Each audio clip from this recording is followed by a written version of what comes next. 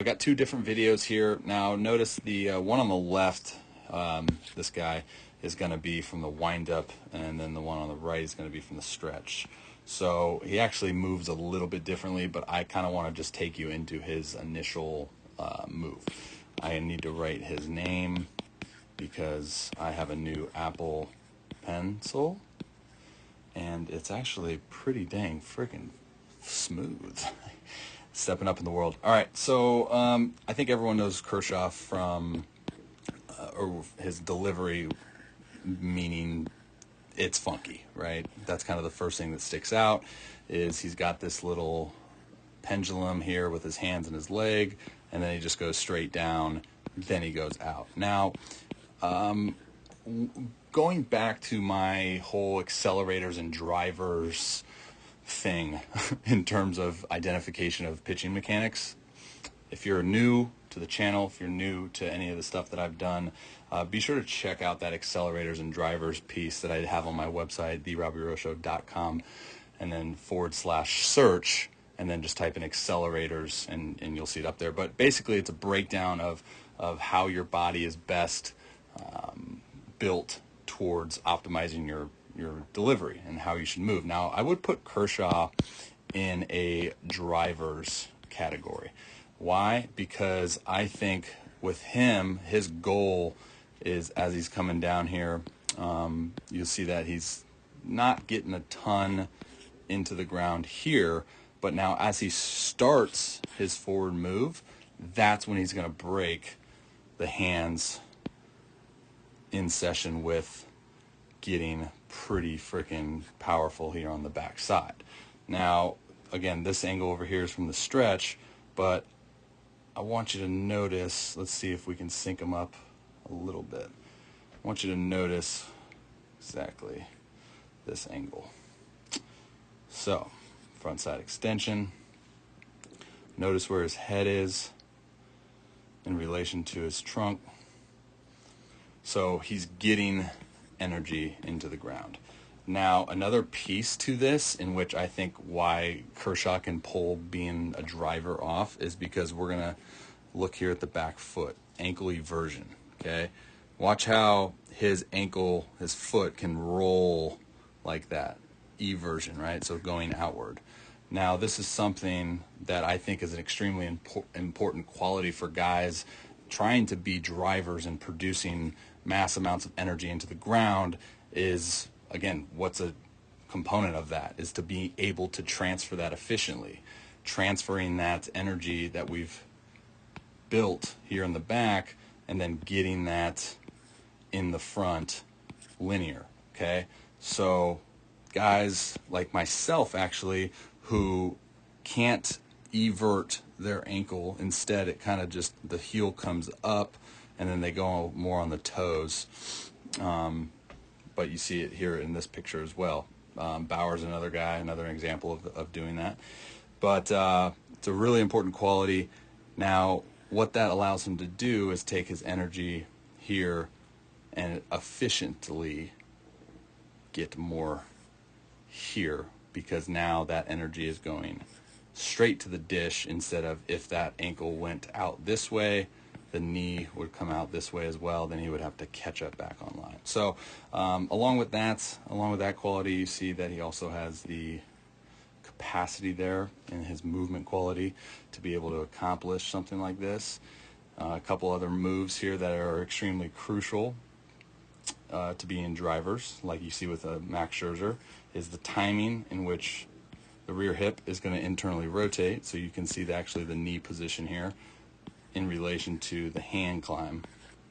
So that hand's going to climb, or let me rephrase that. The hip's actually going to internally rotate, and the hand's going to climb. So you have this kind of little mechanism here. So you see it here, boom. You see it here, boom. Now, what I love about Kershaw is his hand climb is actually his elbow initiating retraction here. You see it really nice in this picture, right? And so now you have a really good picture. Let's see, at full anchor point. So you see this eversion here of the ankle. See this hip internally rotating. You see where his trunk is, right? Equal opposite, throwing arm. This guy's coming in. This guy is delaying that rotation, so his trunk's delaying that rotation because he's had that timing of his hand come up exactly when his front foot is anchored down. Now, this is where his trunk rotation, so you see this, he's got an over-the-top slot, so he's going to have to actually climb, right? So the head's going to have to go to make way for the slot.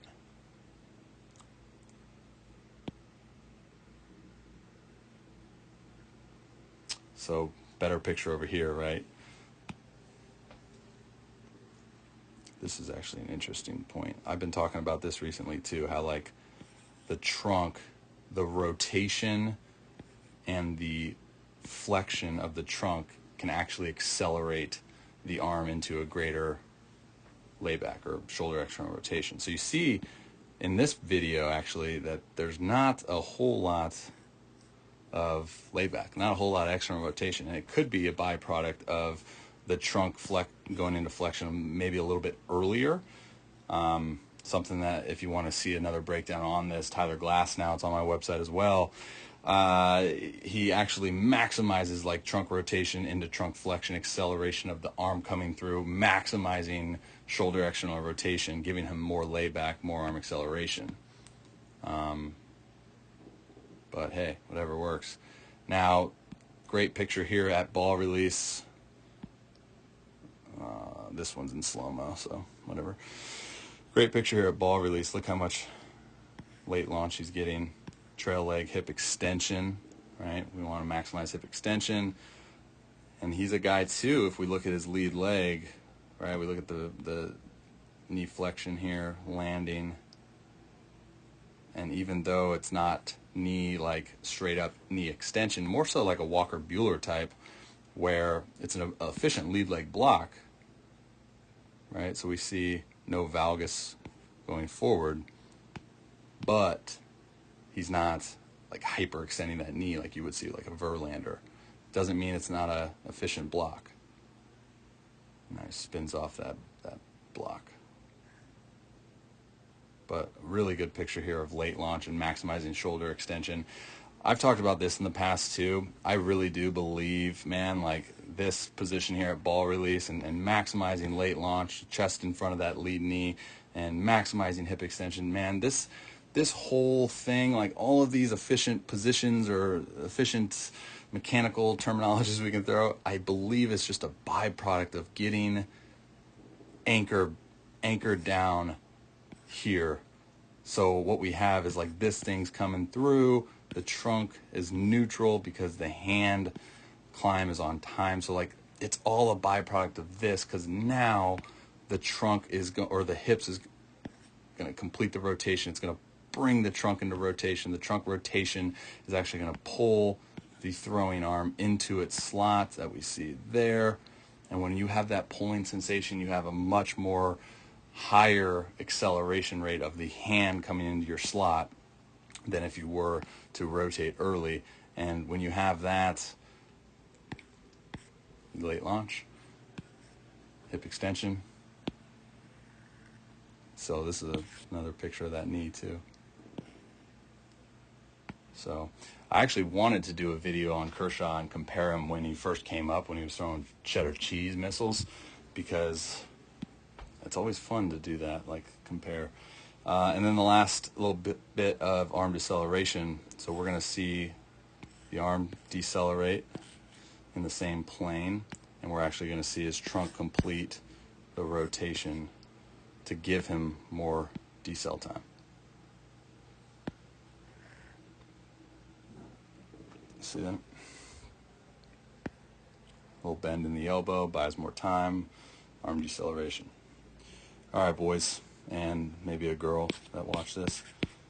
This was Clayton Kershaw. I was actually really, really thrilled to see him shove, because I hope he gets worn out in the playoffs. But let me know in the comments, what do you guys think about Clayton Kershaw, and how many more years has he got left in that arm, left in that body, left in that back? It'll be interesting to spark a conversation there. Be sure to check out that accelerators and drivers. I'll include that at the end of this video. You can click that video to check that out. And I will also include the Tyler Glasnow breakdown at the end of this video as well. Until next time, I'm Robbie Rowland, and I'm using an Apple Pencil, but I'm not sponsored by them, so it doesn't even matter. God bless. Love you.